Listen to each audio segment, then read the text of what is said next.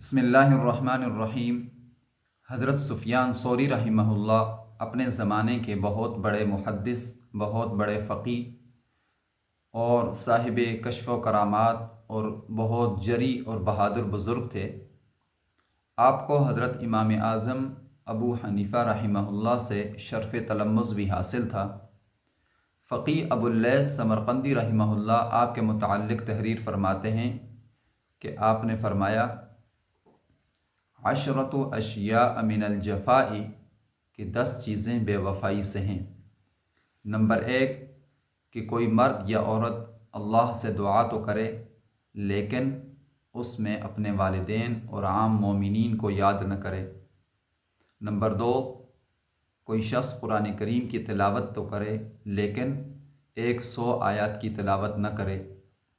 Number 3 کوئی شخص مسجد تو جائے لیکن 2 رکعات پڑھے بغیر واپس آ جائے۔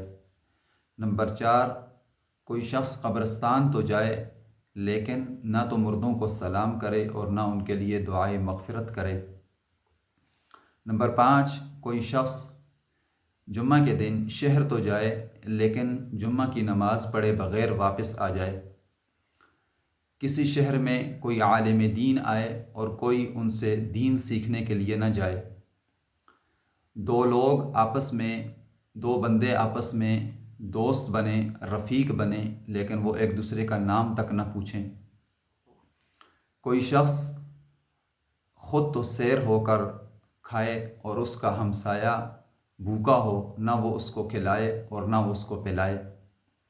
اور کوئی شخص جوانی کے باوجود، طاقت اور وقت کے باوجود اپنے اوقات کو ضائع کرے، نہ تو دین سیکھے، نہ ادب سیکھے اور نہ کوئی ہنر سیکھے۔ اور کوئی شخص کسی کی دعوت کرے تو وہ اس کی دعوت میں نہ جائے۔ یہ 10 وہ چیزیں ہیں کہ جن کو بزرگوں نے بے وفائی کہا۔ تو ہماری کوشش ہونی چاہیے کہ ہمارے اندر یہ 10 باتیں پیدا نہ ہوں، ہم اپنے کو ان باتوں سے بچائیں تاکہ یہ جو عیوب ہیں، جو عیب ہیں، یہ ہمارے اندر پیدا نہ ہوں اور ہم ان باتوں سے بچنے والے بن جائیں۔